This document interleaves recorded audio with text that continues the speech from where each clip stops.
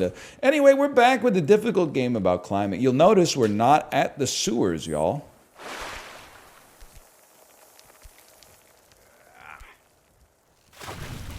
We're in the new sewers, the fresh water.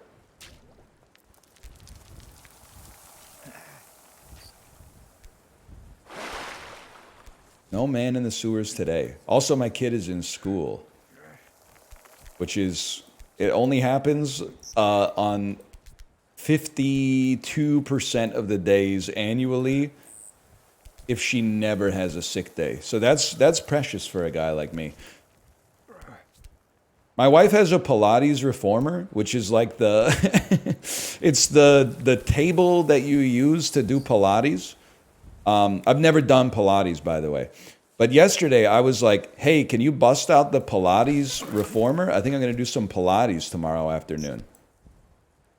And then she started to laugh, and I didn't even ask, like, why. I was like, I know, I'm kind of living like that Real Housewives of Beverly Hills lifestyle right now. But like, what's happening? And I'm not complaining.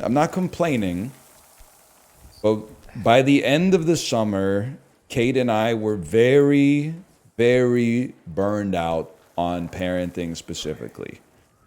Now, it's been about a week of her being in school. The thing with burnout is it takes a little longer to get rid of than just like when the stress is released, you burn off a little bit of the burnout every single day until you get back to baseline. So we're just burning off the burnout right now. So I think I'm gonna do some Pilates this afternoon, man. After this brain rot. Hold.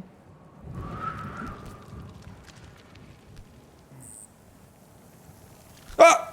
I'm okay.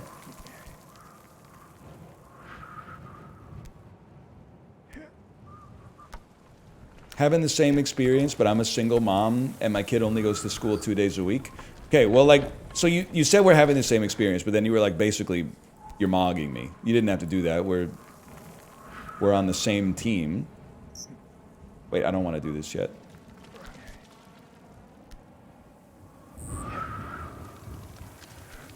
Hold.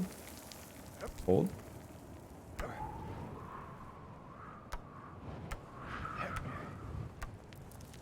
And then... Oh, I had such good clearance on it, man. True, maybe you can meet someone in chat that could help you co-parent. Please notice I did not say like a partner, because that's your personal business. But maybe you could find someone in chat who is like also a single parent, and you guys could like, you know, pool your work, but then also like pool your resources, like your availability. Because like there's certain things about parenting that you might not think about until you're in the shit. One of them is, they were right when they said it takes a village. And the reason it takes a village is because parenting one-on-one, two-on-one is a free space and bingo. That's nothing. So, but oftentimes you're going to be one-on-one. Parenting one-on-one is way more taxing than parenting 8-on-8. I think it's a little bit like basketball, because like in basketball, one-on-one, you're always, you're marking the dude with the ball or you're taking the ball yourself. If you were playing basketball 5-on-5, there's times you and the person you're marking are just kind of like pretending to do shit, right? You're like, you know I'm not going to get past the ball. That guy knows I'm not going to get past the ball. Let's just chill for a minute. 8-on-8 is easy, man. The kids like play with each other. Every once in a while, one kid does something wrong and one parent goes like, hey, knock it off. And then everybody's on their best behavior for like 10 minutes. That's one of the reasons it takes a village, for sure.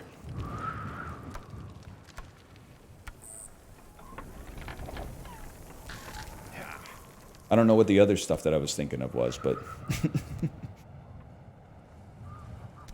I'm not saying the dogs take care of each other. I know it's this website, we need to, and then this is not anti-slime. It's not anti-slime. I was watching him play League of Legends yesterday. That's my dude right there. Even if he is playing League of Legends. But the kids are not taking care of themselves. It's just like When you're in a group setting with many parents who have kids, one parent, just by using their dad or mom voice, can apply an AoE debuff on at least 6 kids.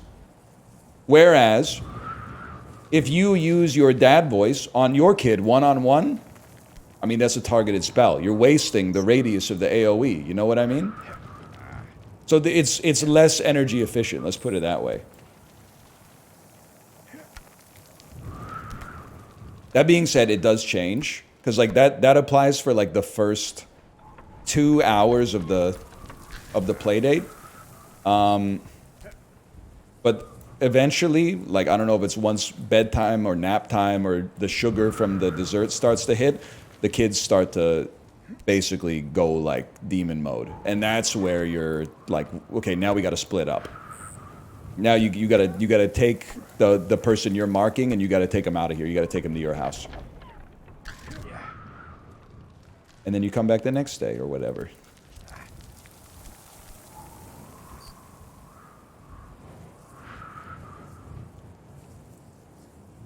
That's where you take team fights. Yeah, but not if you didn't get Rune, though. What's Rune? Rune is having something that you can threaten to take away from your child to get them to behave for another 15 minutes. Ice cream works. Well, I guess somebody doesn't want ice cream tonight. Okay, hold.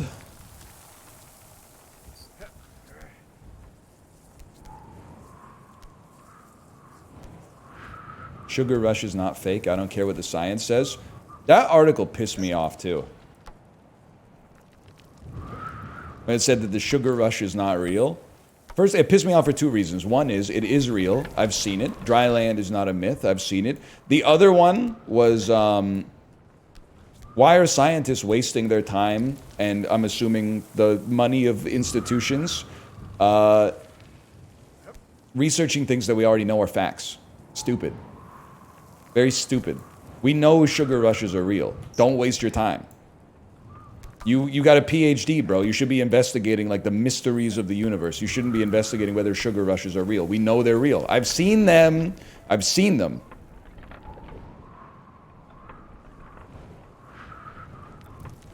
You washed out of science? Shut up. I didn't wash out of science. I actually teched out of being mired in academia. And the only loss for me on that one, well, respectability. I would do a lot less explaining if I just said, oh, I'm a professor. That would be helpful for me. It would make introductions a little bit easier. The other one is I would have gotten the Bob Balaban glasses like at least 2 or 3 years ago. Hold, hold, hold, hold, hold. Next time. Please just lock in on this jump. You're gonna die someday. You're gonna die someday.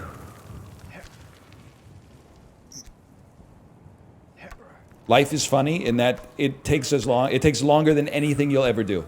And yet still, it's like, you know what it's like? It's like your scholastic career. When you're a student, you're like, damn, this shit's taken forever. Once you've been out of it for a couple of years, you're like, that was just a blink of a fucking eye. It was gone in the blink of an eye and it's gone forever. That's what it means to be a human being on this earth. You're like, damn, this bitch takes forever to get going. But once it's over forever. And you're like, barely even remember what it was like to be doing it, man. So be careful what you write in chat. It's going on your permanent record. Okay, hold. Bro, chill. Well, stop telling me to lock in, bro. I'm locking in on living my best life right now. I'm not locking in on making a jump between fucking one rigid body with a collider attached to it to another rigid body with a collider, bro. That being said, I wouldn't turn it down, but...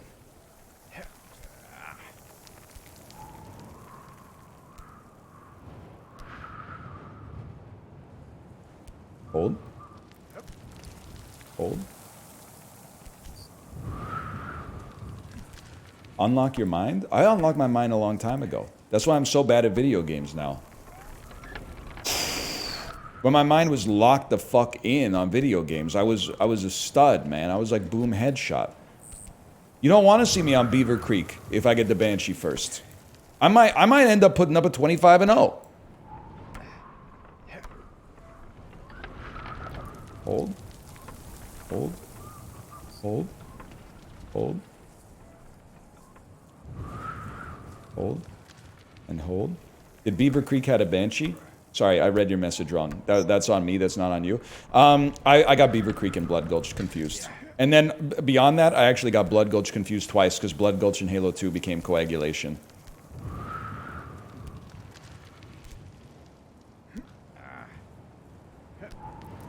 You weren't playing too much Blood Gulch unless you were on, like, GameSpy, Xbox Connect, or something like that. Ooh!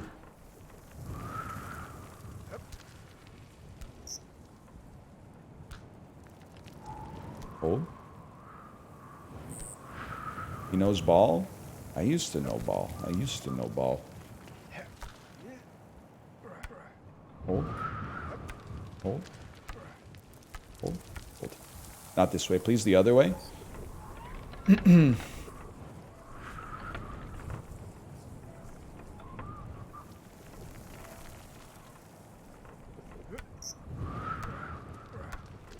This one. Oh, it's such good horizontality, too.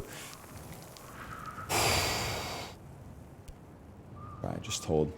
British teppanyaki where they mush the peas in front of you. Is this anything? I think it could be something.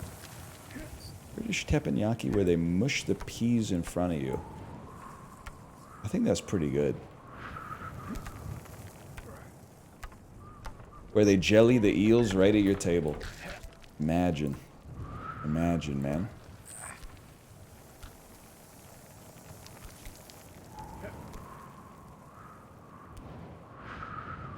Where they spot the dick at your table. Ooh. That is pretty good. You might have hit the ult on that one. I'm trying to one-up it. I don't think it can be done.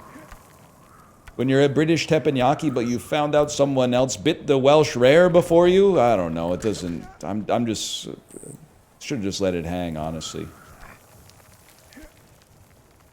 Yeah, look at that. -2. -2.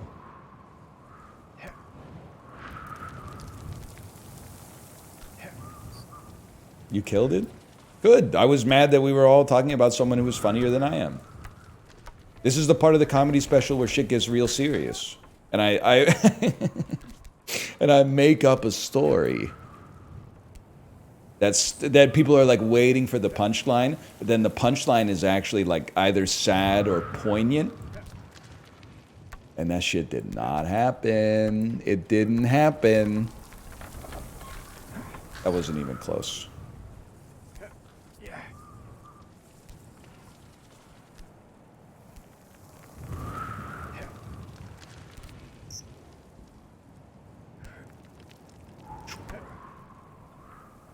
I'm tossing out punchlines that were never there.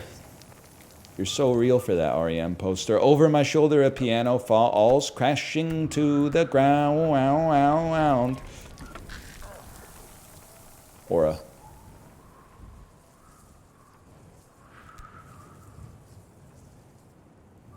Isn't there a quote about insanity and doing the same thing over and over? Yeah, so why the fuck do you keep typing into my chat expecting me to change?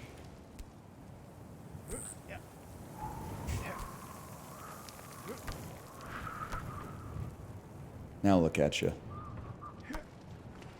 I've parried all incoming blows and now you're defenseless. And I hit you. I stop just short, just to see you flinch. And then I go. Yeah, that's right. Ah, this one's not it. This one's not it.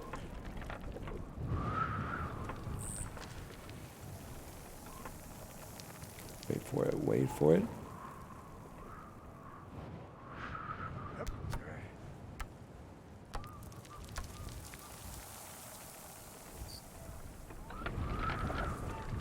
I really thought that one was it. My arms were looking good, man.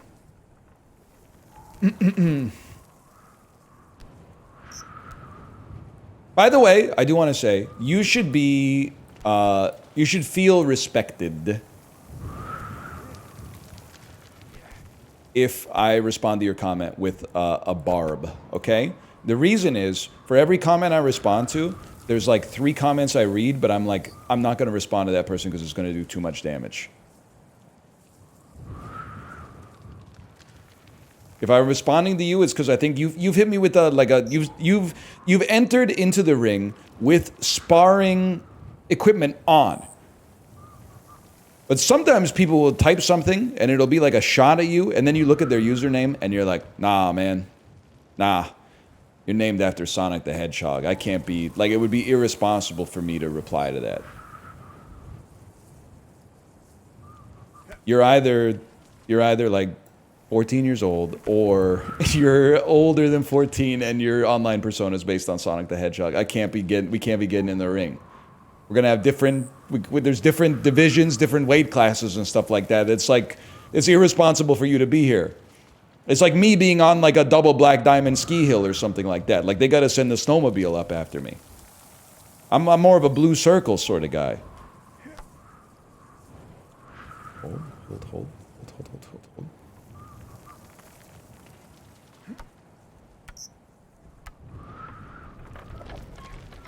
Oh!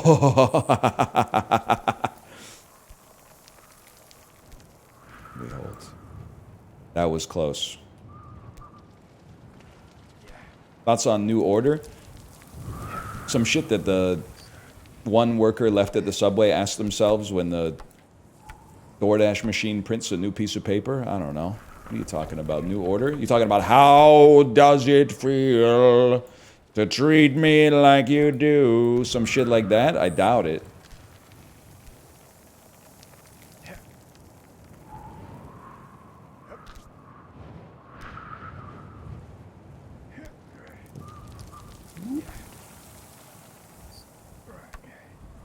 That is what I was talking about. I like a lot of the goth music from the 80s, to be honest. Even if I don't embody like the goth vibes. They had an aesthetic and they hit it, man. I'm neither Susie nor the Banshees, but I respect their right to do it. There's some Cure on the Peloton playlist, but I don't know, a lot of the Cure stuff that I'm into is not the goth stuff. It's not a knock on it. I'm more of like a power pop sort of Cure girly. You know, I'm more of like a Just Like Heaven, Boys Don't Cry. I don't know, I'm trying to... Man, I don't know, Friday I'm in Love kind of pisses me off. I don't like any song that is just listed in the days of the week. Lazy. Little lazy. Pictures of You is okay.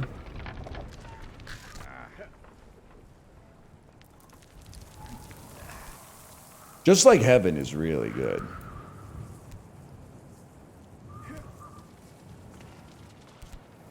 In Between Days, that's another classic, you're not wrong.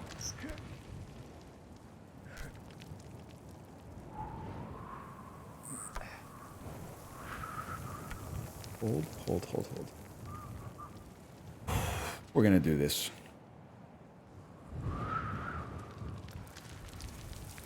Please don't talk to me about fantasy football. I had Zach Ertz on my bench, because they projected that the old motherfucker was going to get 6 points. He caught 6 out of 8 receptions for 64 yards and a touchdown. What the fuck, man? Only consolation is that I tried to get Austin Eckler on the waiver wire 2 weeks ago. That wasn't even close. And somebody swiped him before I could get him. And then he tore his Achilles. So, honestly, that was like the only good piece of news. Not good for Austin Eckler, but it was like it was bullish for me on fantasy that I didn't waste my waiver priority picking him up. And the person who did, serves you right. Serves you right.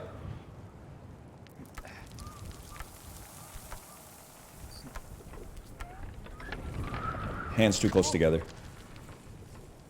You might say, why didn't you play Ertz? Bro, because I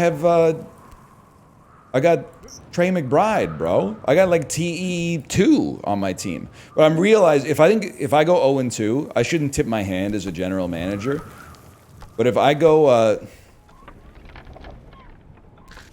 If I go 0-2, I think I gotta find another 0-2 team and try to shore up my QB position with my TE position. So I'll be like, you know what? Here, I'll give you... Ertz has been outperforming this year. I can move Ertz or I can move McBride. But it's gonna have to be a package deal if anybody from the fantasy league is watching, because I've got a positional need at QB. Okay, so if you want to offer me, I don't think I'm getting Hurts. I don't think I'm getting Lamar. I'm not getting Josh Allen. But like, if you wanna offer me a QB, I would go Stroud and a TE for a QB upgrade. Just something to put out there. And if you'd rather not have, I'm offering Stroud because he's my best QB. But if you would rather have Bryce Young or Cam Ward, feel free to mix up the offer.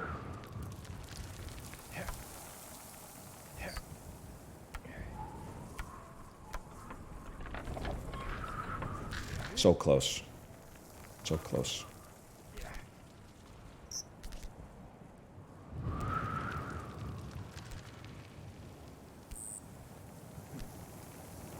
Why do you have 3 QBs? It's crazy to me that you guys don't play Superflex. I'm in a Superflex league and I'm in a normal Yahoo league, and the normal Yahoo league seems insane to me. I'm like, where's the flex, bro? The Superflex is goated.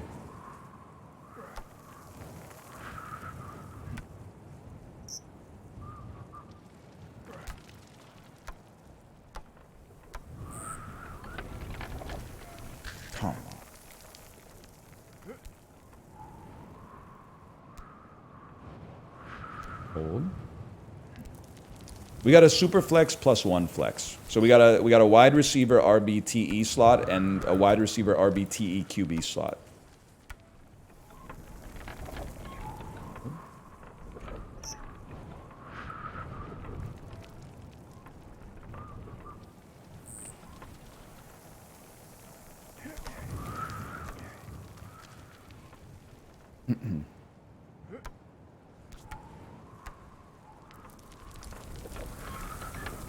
Oh!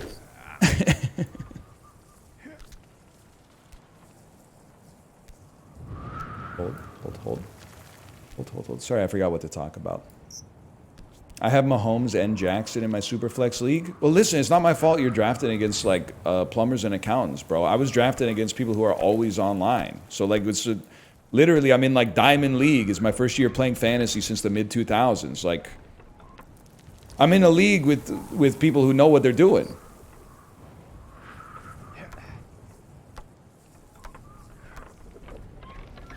I got Josh Allen and Joe Burrow. What the fuck is wrong with your league, man?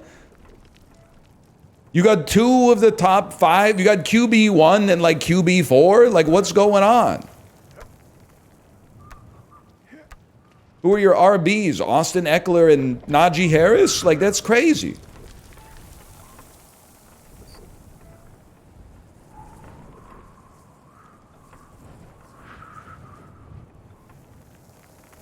Hold.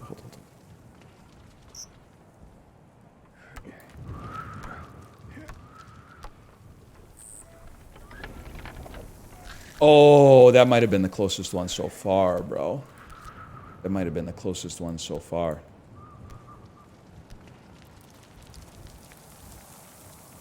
Jonathan Taylor and Breece Hall. Okay, you're literally like a week 1 paper tiger. If you're starting to brag about having the Colts starting running back and the Jets starting running back, talk to me in a few weeks, okay? Maybe you'll still be there. Maybe you'll still be really high on your team. But, like, that's 1 week, okay? And the Colts played the Dolphins, who might, like, half the roster might be legally dead. Breece looks good. Yeah, he fucking looked good in, like, 2023, too. And then he looked like fucking dog shit in 2024. So who knows, man? Like, there's a lot of variance in this shit.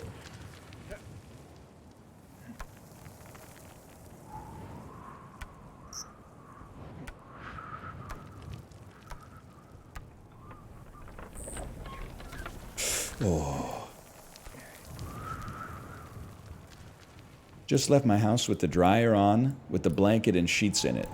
Are we going to be okay? Yes, you are. I feel confident saying you are going to be fine. I'm not saying you should do this. I leave the house with my dryer running all the time. At least once a month, I leave the house with the dryer running. Now, there are some caveats I want to add in here. I clean the lint trap every single time. There's not one time do I go, I bet the lint trap doesn't have lint in it. I'm just gonna send it. I clean it every single time. And I'm not saying that the risk of fire is 0, but the risk of fire is relatively low. Also, a lot of you guys are probably like, I would never do that. But what you're doing instead is turning your dryer on and then like going out into your garage and working out with noise-canceling headphones on, which is basically the same as like leaving your house. Like you're not getting the fire before the fire is too big to get. So like we're not so different is what I'm trying to say. Also, I'll do you one better. I'll leave the house with the dishwasher running, or I'll run the dishwasher while I'm going to sleep. And the reason is, that bitch works on my schedule, not the other way around. What am I going to do if there's a flood? I'll fucking deal with the flood. I'll deal with the water damage. What am I going to do if there's a flood while I'm fucking awake? I'm going to just look at it and go, stop doing that. Like, I guess I'll throw some towels down on the ground or something like that, but it's not like I know what I'm going to do then. I guess I open the door and turn it off or something, but by that point, the damage is going to be pretty done.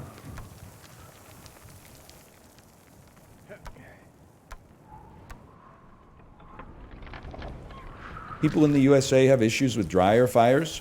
Well, I think it's more that, like, nobody wants their house to burn down. Which I can relate to, for sure. But, like, I do think that you can... It's to your own level of comfort, but I do think that there's people who take it further than I would take it. Like the people who, like, when they're not using something, they, like, flip the breakers off. I would, and this may come back to haunt me, I would rather deal with one house fire in my life than for my whole life flip off the breakers of the rooms that I'm not in. Now, I'm sure, I'm playing the odds that I won't have to deal with that, even though I said I would. But I'm not gonna be the guy who's like, lights out. Boom,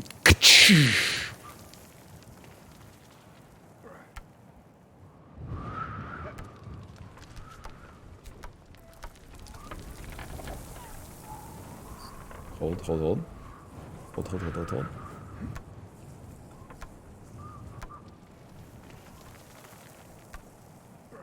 It's okay, you'll just win the lottery. Dude, I'm starting to think my odds are pretty good. I'll tell you why. It's because I haven't won it. There's a 1 in 6.6 chance of winning a free ticket in the lottery. And I've won 1 free ticket on like 12 tickets. So they're just fucking gearing up for me winning the jackpot, man. Now I won a free ticket on the last draw, so I might not win the jackpot tonight, but like sometime in the next month, like, we're all in, man. Whoa!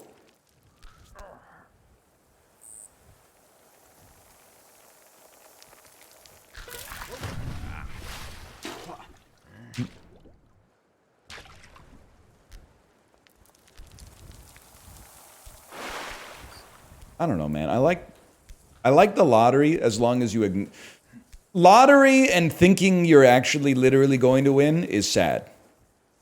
Lottery and knowing you're not going to win, but paying a little bit of money just to dream, I think it's kind of based. And by based, I mean I'm defending myself doing it. If you win the lottery, would you still chill with us? I would chill with you more. I would chill with you more. We wouldn't have to stream craft dinner. Well, we still would stream craft dinner. Of course we would. We'd stream more. We'd buy the fancy ketchup.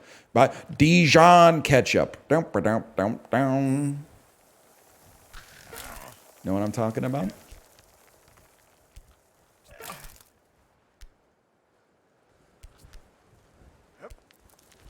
No? It's Barenaked Ladies.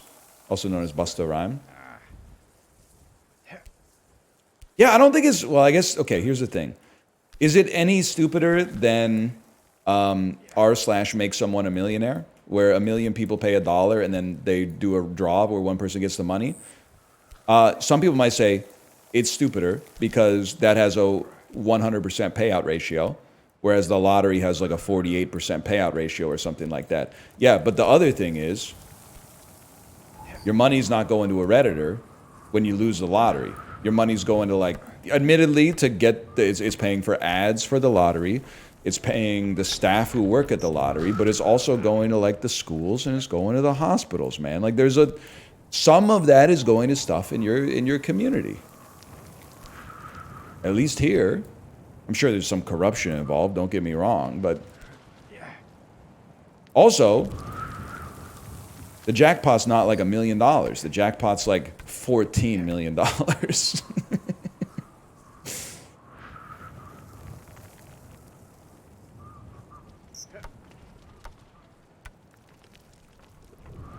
How can we get out of this lottery is good, Ark? I'll probably get bored with it in like a bit, but like, what's your problem with it? You think it's bad when more people play the lottery? I think it's good because the jackpot goes up, man. I should not acknowledge, the second you buy the ticket, you've lost half the money that you spent on the ticket. And I should also acknowledge that, and you're going to see this as a negative, but I actually see this as a positive, it's boring as fuck. Which is why I think it's actually the best form of gambling. Because, like, I think it makes sense when people get addicted to sports gambling. There's sports on every night, and that seems fun as fuck to be like, let's put $15 on the Commanders. Fuck! Jaden Daniels is fucking washed! The lottery is, like, boring as hell. It's like spending $5 and then waiting 3 days to find out that you're not getting any of the money back. Like, if you get addicted to playing the lottery, I'm sorry, I'm going to say something, like, really rude, but that's just skill difference if you're addicted to playing the lottery. You would have gotten got by something. Maybe the lottery's the best thing you could have gotten got by. It's honestly good that at least some of your money is going to fund public services, because it could have been going to something worse than that, even, because it didn't seem like you were that attached to it. Because it's not, playing the lottery is not fun. And it's so antiquated. They do the draw at like 7:30 p.m. Pacific time. The numbers don't come out until like 10. Like, they don't know what the fuck they're doing. It's like literally a person is drawing the ball out of the fucking, like, the spinner, and then, I don't know, they have to, like, Ernst & Young is, like, auditing it, and then it takes them, like, 3 hours to post the number on the website, man. I'm like, what are you doing? It's 2025.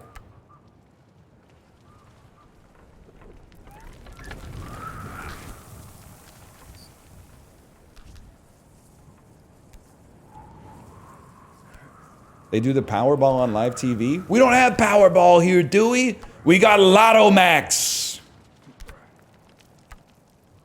We got Lotto Max, Lotto 649. Hold. And the Daily Grand or something, BC 49 maybe? I don't know, I'm not fucking with those ones. That's small stakes, man. I'm at the high rollers table. Give me a couple Lotto Max tickets with the extras.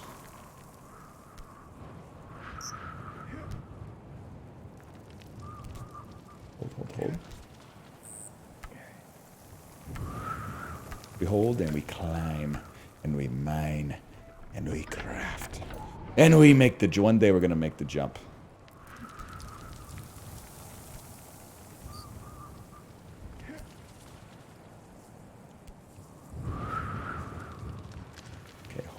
Hold. You do 50-50s at the Canucks game? I did for a while. I would buy, like, I don't know, 5 tickets, 10 tickets for the 50-50. But you know what? 2 things soured me on it. One, no longer going to the Canucks games because, like, the EV was just bad. Not the EV on the 50-50, but the EV on like spending a bunch of money on the tickets, the food, getting to the venue, having a couple of beers, and then the team loses like 4-1, and then I gotta go home after that, and I'm like pissed off. Like, just watching a live sport is kind of like sports gambling, because you want your team to win, and then if you root for the teams that I do, they often don't. So you're like, I paid like $250 for like a shitty sandwich and to watch my team get dummied at home? Like, what was the point, man? You watch the first period on TV, and then if they're getting bodied, you go, okay, I'm just gonna like do something else. That's the play. But then the other thing is, I understand why they did it. Maybe like 5 or 6 years ago, they started selling the 50-50 tickets online, and that took a lot of the thrill out of it for me. Because part of the thrill of the 50-50 is like, when they draw the ticket, you start to look around and go, whoa, somebody in the room is gonna, it's a big ass room, don't get me wrong, but somebody in the room is gonna win this like 250 grand. And you're looking around, like if it's not me, you're like, the next best thing would be like somebody close to me is gonna go, oh my God. Usually it's somebody like way on like the other side of the arena, but regardless, once they started selling them online, I was like, I'm not buying that shit, man. Like, oh, some dude at his computer in Surrey just won 250 grand. He's not even in the fucking building, man. What do I care? It's good because it goes to the charity, the Canucks for Kids Fund, but I'm like, now I'm competing against the degens online, man.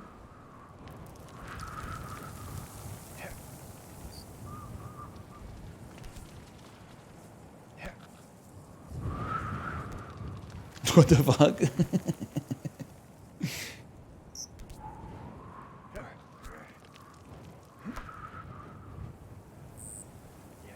Can we switch up the strat? This is where I'm doing like target acquisition. Your name is Falcor. It's a reference to the Neverending story. The movie came out in the 80s. Was it like your dad's favorite movie and he showed it to you, and if I insult your name, it's gonna like just debase who you are as a human being? It's gonna tear you right down to the quick? Or is this gonna be the sort of thing where you're like, I just thought it sounded nice, in which case, like, put the gloves on. I don't know. What do we... One thing's for sure, is the comment reeks of Gen X. Nah, you can make fun of me? That's alright, man. It's alright. That's my brother. I'm not out here making any enemies, okay? I just like the movie. The kids' movie? The Never-Ending Story?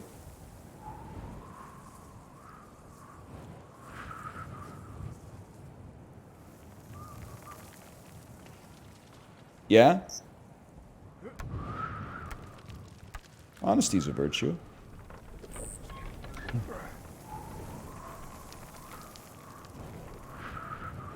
Still in shock at Garth Brooks versus Avicii? Okay, listen. I didn't know Garth Brooks wasn't on streaming. I think Garth Brooks is still really popular, to be honest. But do I have a false memory of Garth Brooks kind of getting, like the Morgan Wallen crowd doesn't fuck with Garth Brooks?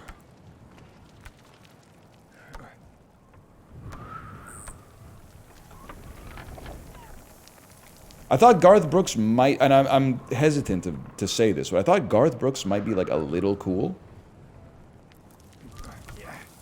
He's really popular in Ireland. It's because he has that song, Ireland, I am coming home. I can see the rolling fields of green and temples made of stone. Irish country music, kind of a vibe, man.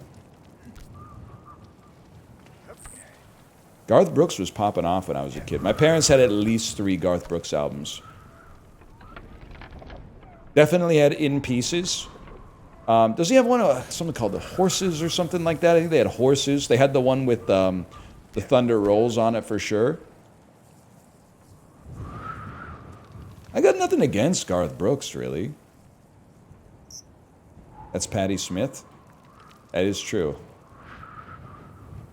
I'd love to hear Garth Brooks, people. I'd love to hear Garth Brooks sing Gloria. Sick transit Gloria. Glory fades. Hi, Max Fisher. Rope in the wind. That's it right there. Rope in the wind. Can you explain the Barenaked Ladies line, but not a real green dress? That's cruel.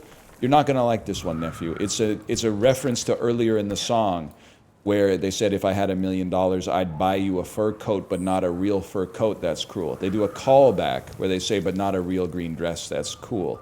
I don't know if you've only heard like the second and third verse of the song, but if you include the entire song, the purpose of the line becomes self-evident.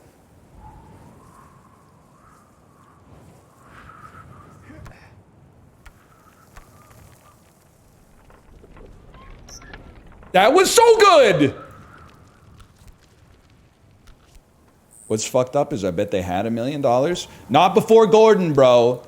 In 1991, you weren't getting to $1 million just for doing a cover of Bruce Cockburn's Lovers in a Dangerous Time that, you know, made it to #1 on Much Music, okay? After Gordon, no doubt they were... But then you gotta split it 5 ways, man. You gotta split it 5 ways.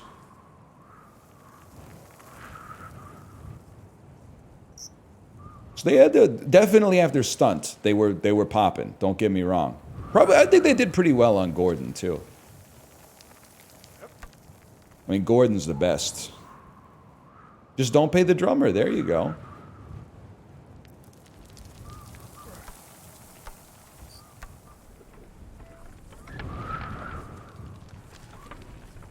Maroon had some bangers.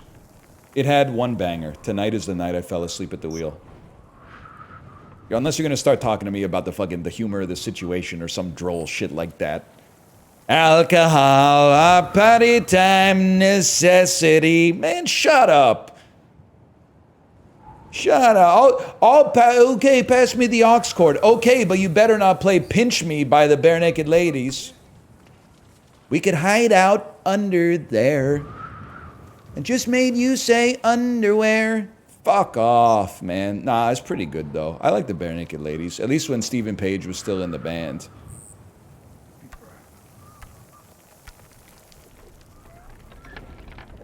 Ooh, we touched it. We touched it and spun it a little.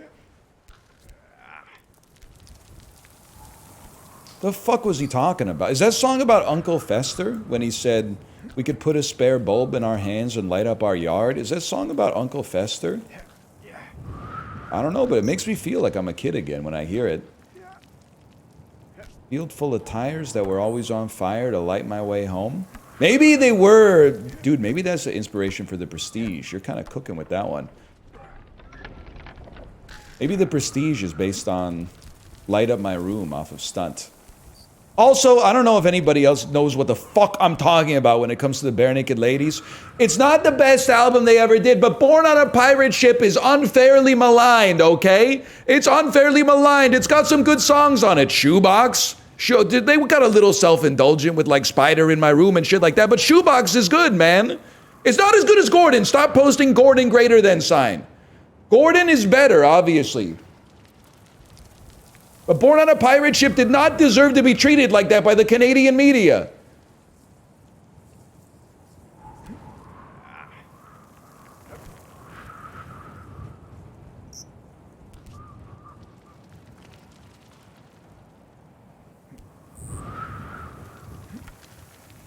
What happened to Shoebox, man? Thoughts on Snack Time? I gotta be honest, I was listening to real music by the time Snackbox came out. I wasn't fucking with the new Barenaked Ladies stuff. No disrespect to Stephen Page and the rest of them.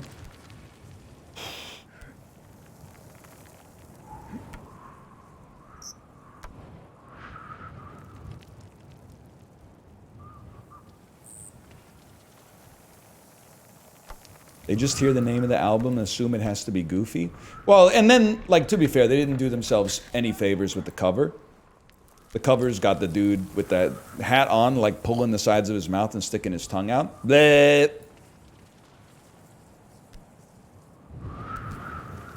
Freaky ass stand-up bass player. They really should have been on the Shrek 1 soundtrack. You're 100% correct. You're 100% real for that one, man. Barenaked Ladies would have gone crazy on the Shrek 1 soundtrack. It fits right in with the Smash Mouth.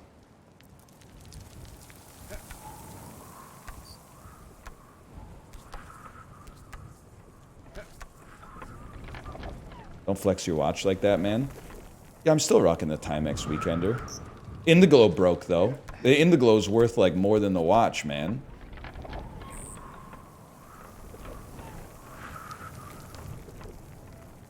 The Indiglo's like 150% of the reason you buy the watch.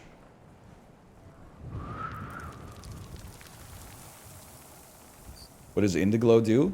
You press the dial of the watch and it makes the watch face glow green. So like if you were like in a really, really dark place, but you wanted to know what time it was, you could see what time it was. But it also, Indiglo looks cool as fuck. I'm sorry. I don't know if I'm very 90s posting here, but Indiglo is swag. Just having like a backlight would be much less aura than Indiglo. Indiglo is swag, man.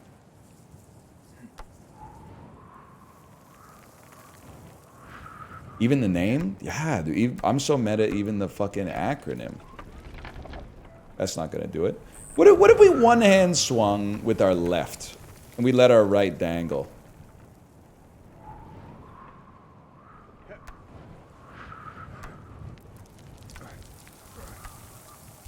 Like this. Ah, shit.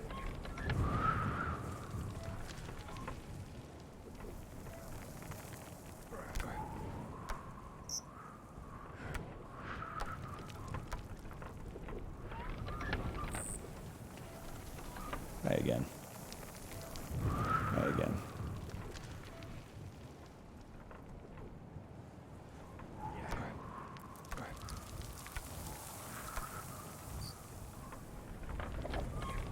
Oh, it might work. It might work. I can't believe he's trying something different. Postman Pat 854. I can't believe there's another motherfucker named after a children's property that's talking shit. It's just, they're making it too easy. You might have been under the impression that this is someone who works for maybe like the US Postal Service. I, as someone who grew up in Canada when it was still British before it became American, know that that's a fuck-ass British show from like 1978 or something like that. Postman Pat, Postman Pat, Postman Pat, and his black and white cat. Why are you all named after children's shows, man? That goes for all of you named after anime as well. It's just, regardless of the anime, I don't care if it is Trigun.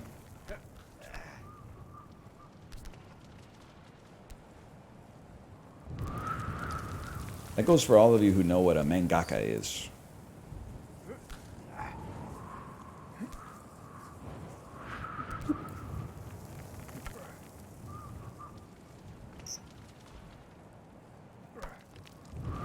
What is that? I think it's a person who makes manga.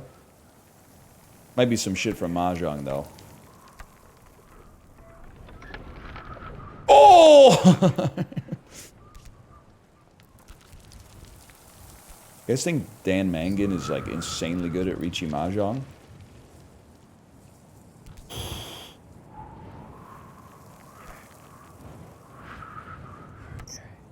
You think the Cocteau Twins would sound better if they were singing real words? It's an impossible question to answer because they wouldn't be the Cocteau Twins. It would be like Sophie B Hawkins. And honest, I don't know. I really, something about Damn, I Wish I Was Your Lover. It's the way she writes so confusingly about sexuality in that song. Just like, I can't not respect it. I think it's a top 50 song ever made.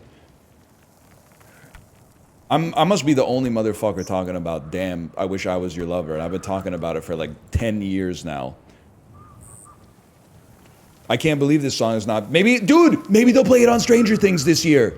Maybe there'll be like a kiss and they'll play Damn, I Wish I Was Your Lover and it'll go to #1. And then all the fucking like Gen Zs and Gen Alphas in my Twitch chat will be like, you don't know shit about Sophie B Hawkins. And I'll be like, I've been trying to tell you this for 10 years. Give you something sweet each time you come inside my Jungle Book. Or was it just too good? Don't say you'll stay, cause then you'll go away. Damn! And it's got the fucking... I say the same thing every time. But it's got the fucking... That sound that I don't even know what it is at the start. That old dog has chained you up, alright. It's a fucking vibe, man. The world is ready for Sophie B Hawkins. Damn, I wish I was your lover to be back in the zeitgeist.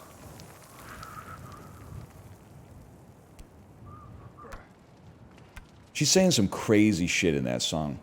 I'll be everything. Tonight I'll be your mother. I'd do such things to ease your pain. Free your mind and you won't feel ashamed. She's...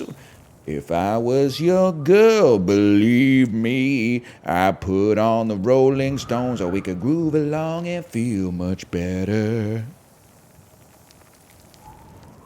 They gotta bring that back, man. That's early 2010s shit? Bro, I was saying this shit in the early 2010s. You're a Johnny-come-lately. We already been here, man. I was talking about this shit in like 2013. And the Stones are overrated as hell. Facts. That's facts. You're a real one for that one, nephew.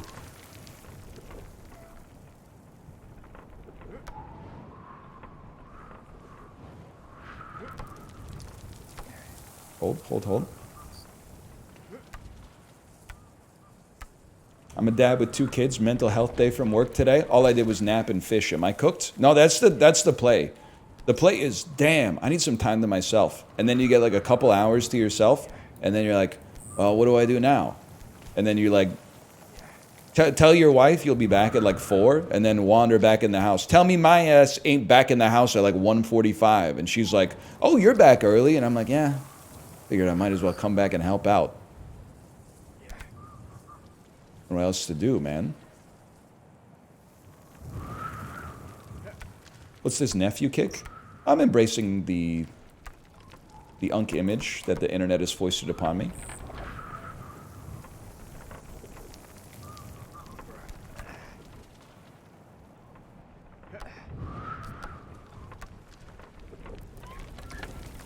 Oh!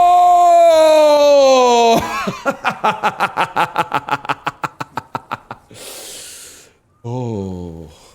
That one's for Sophie B Hawkins! That one's for Sophie B Hawkins.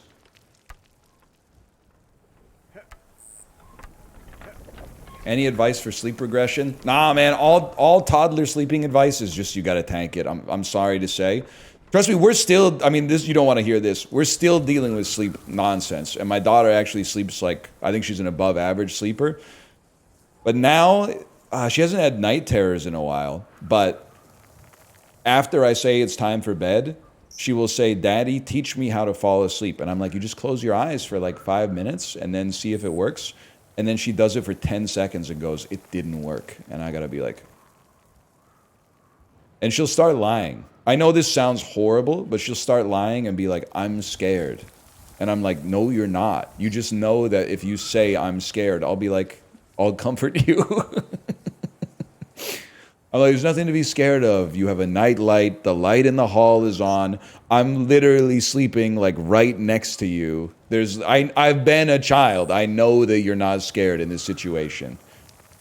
But you, the father brain is like, oh my God, what are you scared of?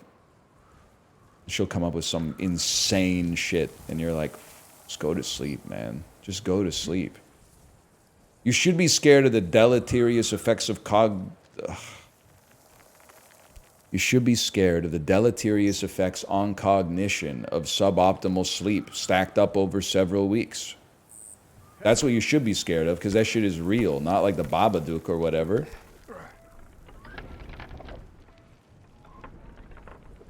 I didn't stutter, I said a word wrong. Okay? Let's call it what it is. Was not a stutter. I put the word in the wrong order. Fuck you.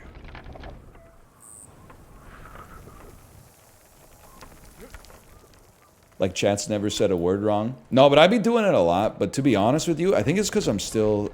it's so annoying to say.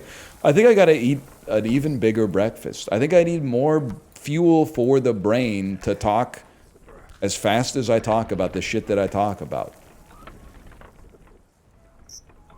Like every stream for me, every bit is like in a rhythm game when you pick a song and it's like, are you sure you want to play on extreme difficulty? And I'm like, yeah. And then I'm like, you know?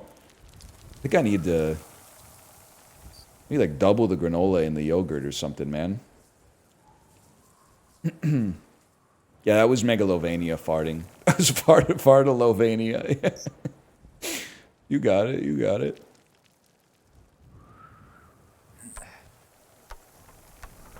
Oh.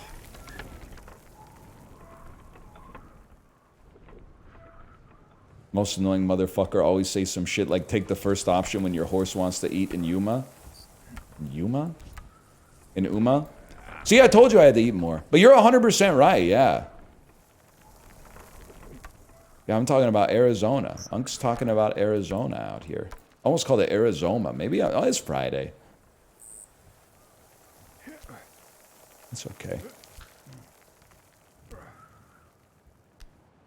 Okay, hold. Hold. What percentage of words spoken are you in? It's got to be 99%. To be honest with you, there's no merit in speaking a lot, so don't see this as a flex. Well, I gotta be like 1 in 10,000. I gotta be in like the 0.01% for words spoken, right? Like people, there's jobs where people talk a lot. Like teachers talk a decent amount for sure. Well, I think I talk more than a teacher. Work less, but talk more for sure. And then people always say some shit like radio DJs. Bro, they talk like a sentence an hour. The rest of the time, we let the Little River Band do the talking. Cashiers? I think in a 5-hour stream, I talk twice as much to 4 times as much as a cashier does in an 8-hour stream. Any cashier that talked as much as I talked would be fired. Call center workers, they talk a lot. For sure. But most of what they're saying is, just give me a second.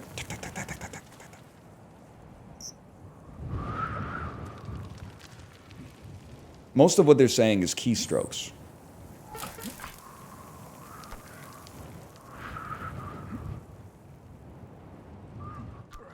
I didn't say I'm in the most persecuted profession. I just said I think I'm top 1 in 10,000, top 0.01% in terms of words spoken at my age. And I had to, it took me a while to get there. I'm baking in the fact that I was one of those kids where like at a family function, they would be like, hey, you feeling okay? You haven't said much. That's just because they're talking about some shit I didn't really know about. They're talking about the Dow Jones Industrial Average, bro. I didn't know shit about that in like 98. But I've made up for lost time, let's put it that way. Teachers do talk a lot, though.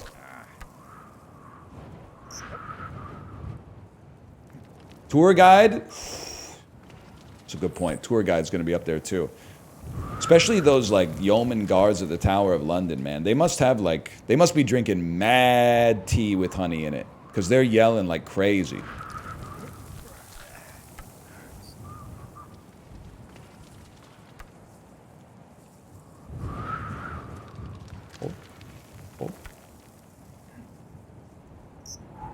Auctioneers?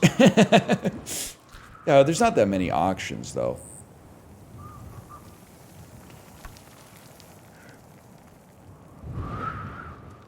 I think, like, trial attorneys would be up there, too. Like, if it's your day, don't you just talk all day? I get that the trial is, like, just the tip of the iceberg, and, like, 98% of the work is pre-trial, but...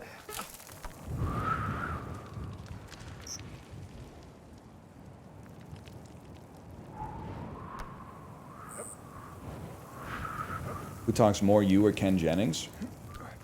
Raw, I talk more, for sure.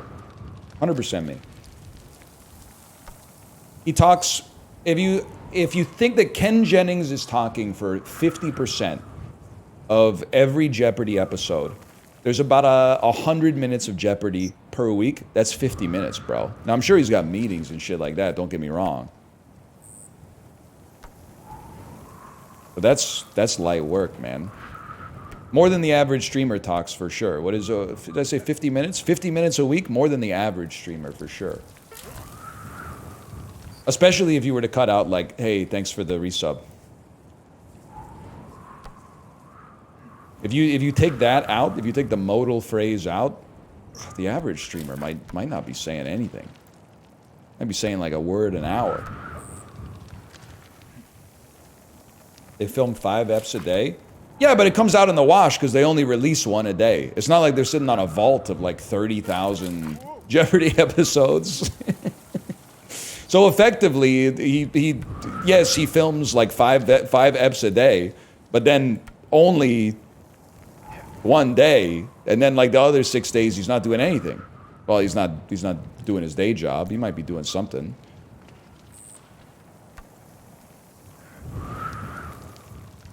That's true. Streamers do also be saying he's one-tapped.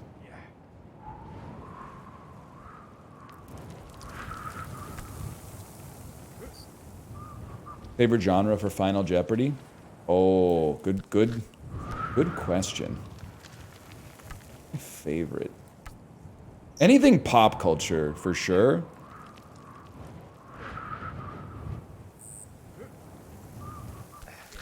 Come on, man.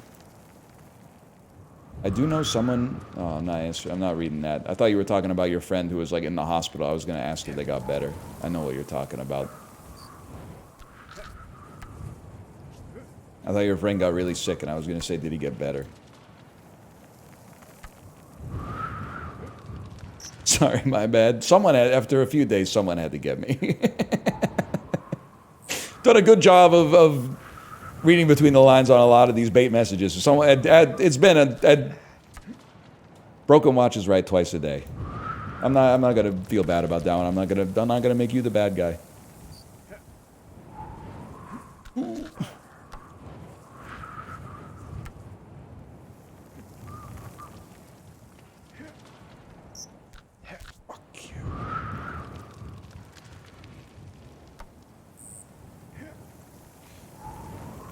Whoop.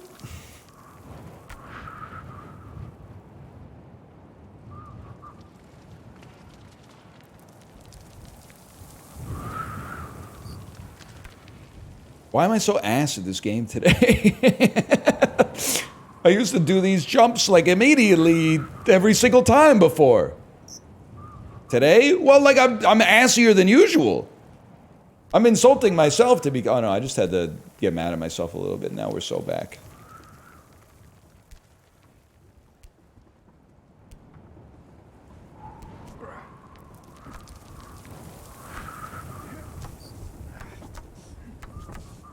Because you're beefing with Silksong? I am obviously Silksong's #1 hater.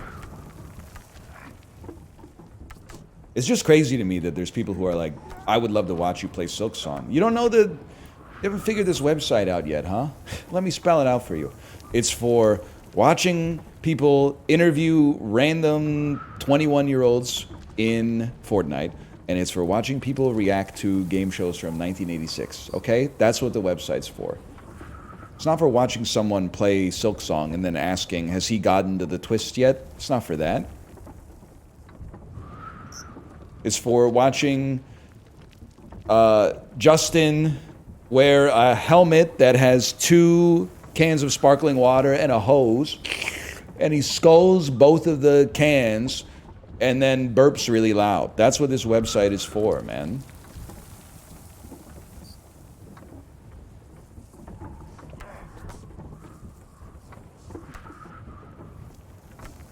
Thoughts on Ask for Luigi? Are you talking about the guy or the other guy? Are you talking about the restaurant? The guy from the Vancouver restaurant, or are you talking about the other guy? Because I'm worried I'm being baited again. Because I'm gonna say they got really good pasta, and you're gonna say some shit about United Health, okay? So I'm on edge right now. I'm on edge. Because the restaurants, if you're actually asking about the restaurant's really good. If you like Italian food, I would recommend giving it a shot. I'm asking about the restaurant. Mods, set up the polygraph. I don't think it's that good. It's pretty good. As for Luigi, what it tell? Listen, you glib so and so. Who we talking to? You're pissing me off. I don't think it's that good. Sama JG. Savio Volpe is better. Okay, but that's literally like the best Italian restaurant in the city, probably. I don't know. I've never been to Cioppino's. I heard Cioppino's is also really good. What's better? What's better? Let me see what you got here. Wait. They just typed wait. That's like, wait! I'm just asking you an honest question. You ever been to the Olive Garden? Yeah, and it's not even that bad. Olive Garden is pretty good, man.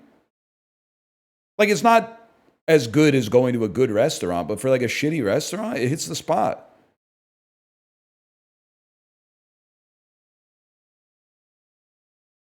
What the fuck? Stans, I'm just like, okay, this is something you have to know about me. What pisses me off is that people will get mad at a restaurant like the Olive Garden because they watch like too much No Reservations or something like that. And then they'll go out for dinner with their parents and be like, oh, the Olive Garden again. I'm so fucking pissed off that I'm here and not having like fucking Bun Bo Hue in Vietnam with Anthony Bourdain. You need to get out there and do that shit. Just go get the food with your parents. The point of going to the Olive Garden is you get stuffed with salad, soup, and breadsticks, and then you have like an okay pasta. Your dad pays the bill, and you guys talk about family stuff, and that's what it means to be alive, man. That's what it means to be alive.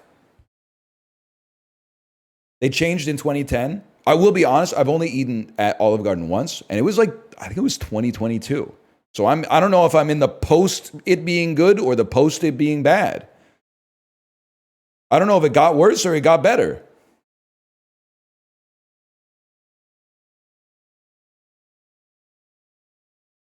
One moment here. Okay, Sama, what did you say here? Texas Roadhouse? Listen, buddy.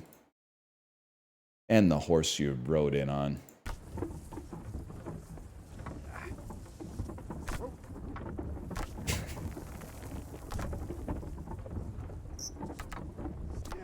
Eastside Mario's, though. Eastside Mario's goes crazy when you're, like, in the 10th grade and you want to go out for a nice dinner with your friends.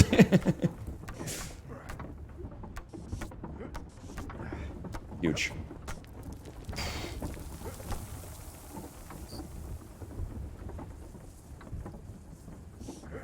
Help.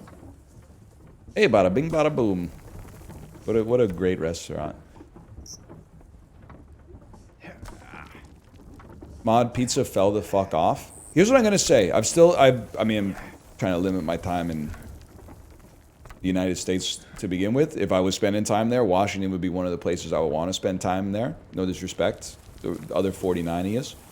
But the one thing I'll say about Mod Pizza, the pizza's like a 7 out of 10. I don't eat here for what I'm about to say, but it's just a nice bonus. The people working at the Mod Pizza they always seem to be in a good mood. And I don't think it's one of those things where it's like the boss is telling you have to be in a good mood. Because it's the culture of the restaurant somehow is like, I don't know if it's because they have space to like move around and they're like, they always seem, I'm not saying they never have bad days. I'm saying they're always like, it doesn't feel like they're putting on airs. It feels like they only hire like chill people. I worked at one for a couple months and it's kind of chill. You know it's chill when a beast like me comes in and I say, hey, can I get a Mad Dog on the regular crust? And no substitutions. It's fine. You can just put it in as is. Just as it is on the menu is fine. When a beast like me comes in, with the Apple Pay preloaded by the time that you spin the point of sale around, you know, man. No substitutions is a hero move. I trust the people who made the menu, man. I bet they went through a lot of like focus groups to figure out what the ideal toppings were. So I trust the focus group, man. There's wisdom of crowds. I'm not even trying to flex on you. I'm an insanely good customer. I order almost everything as is, man. Unless I'm ordering it for my kid. If I'm ordering it for my kid, might say, can I get the bolognese? But can I get it with the rigatoni noodles? Because she likes the bolognese. Sometimes they have like, it's usually spaghetti bolognese. And I would much rather she had the short pasta because it's easier for a 4-year-old to just use a fork to eat the short pasta.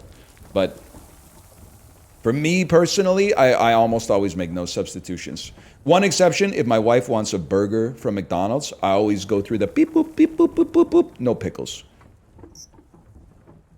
Because when you get the bag, the burger has a Post-it note on it that says, symbolically, good husband. Before she even opens the burger, it says, like, special, made to order, no pickles. It basically, your husband is McDonald's certified wife guy. It's free XP. You're stupid if you don't do it. It's a login bonus. Okay, sorry, I got lost for a second.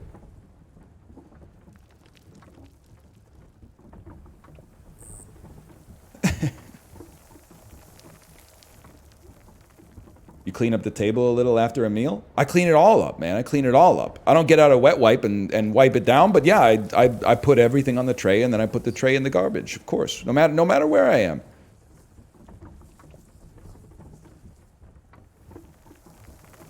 Is it better to be a good husband or a good father? That's tough, okay, because it's a poison pill.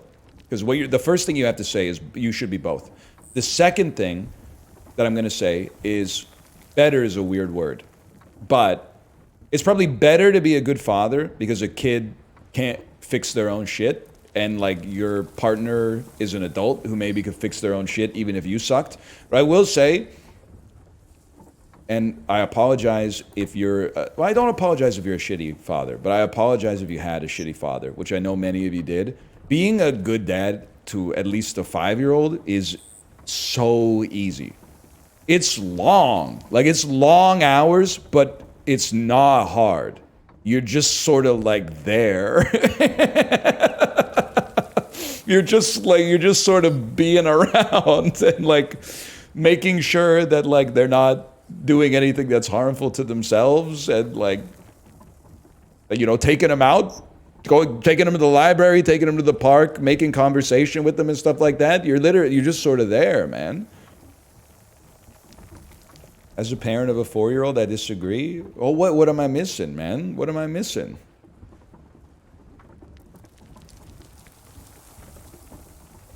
Hang on. First, before you answer that, I got to get to this other bush.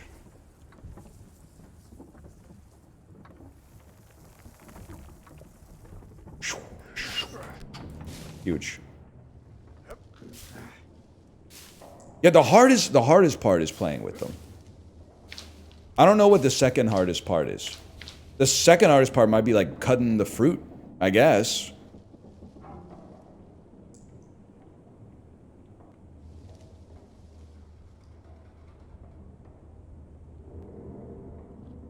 Hold. Cutting fruit is hard? No, that's what I'm saying, man. Yeah, you're right. Cleaning up after them is annoying.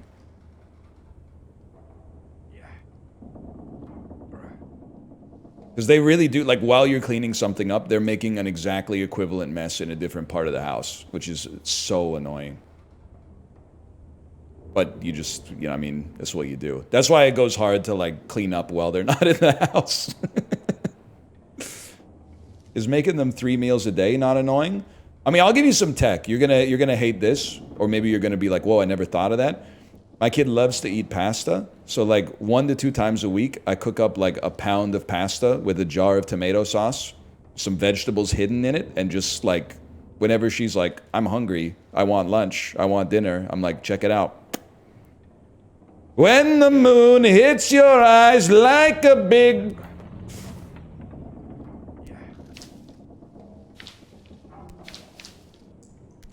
Hold.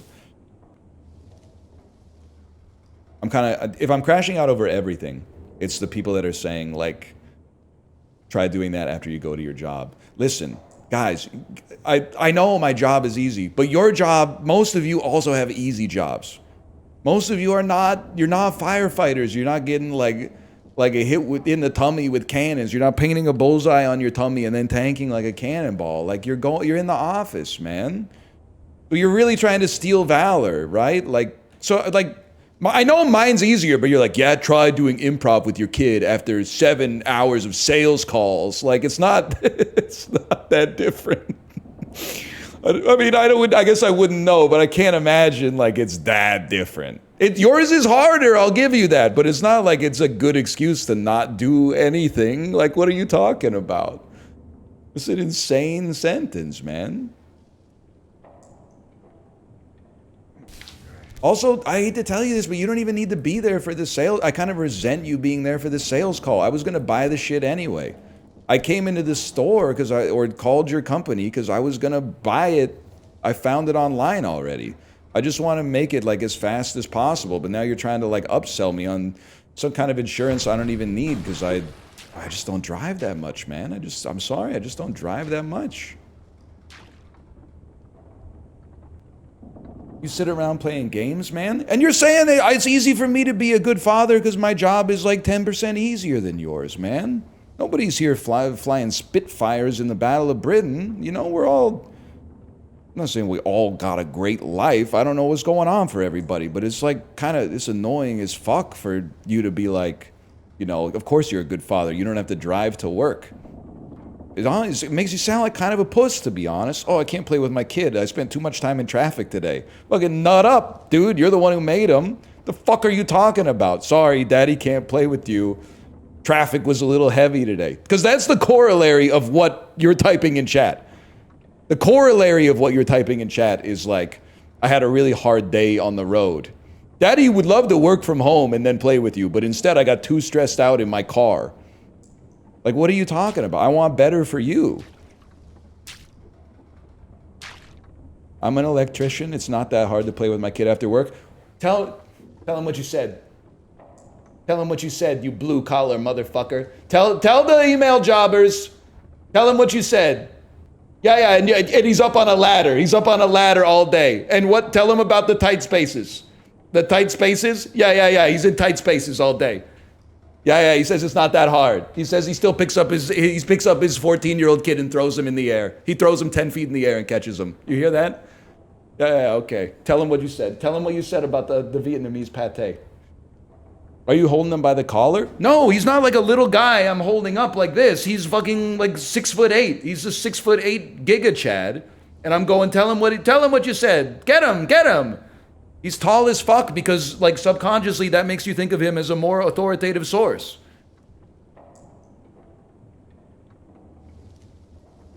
I would be like, now listen, if I was holding up a tiny guy, I'd be holding him up like this and I'd be going, now listen to what he's saying. Listen to what this guy's saying. I'd be holding him like that, okay?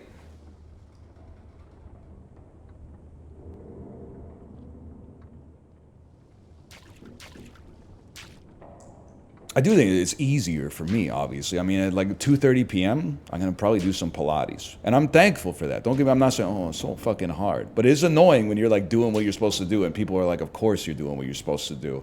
Your life is like 10% easier than mine. Well, what do you want me to fucking say, man? What do you want me to do? I can't do anything.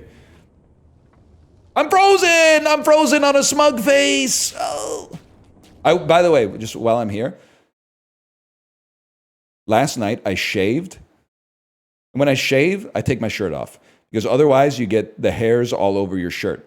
So what I do is I take my shirt off, and then I shave, and I hop in the shower for 5 minutes after I shave to get all the hair off my body. Before I put my shirt back on, I sat down in my computer chair.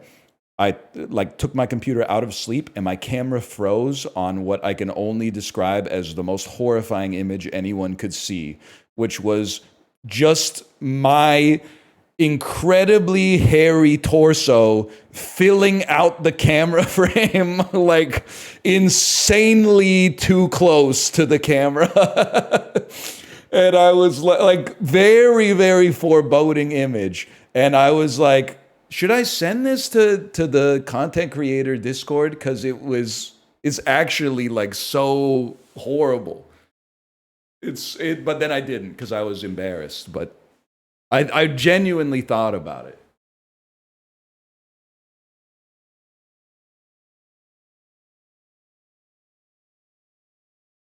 Like, all I can say, I know RFK has a completely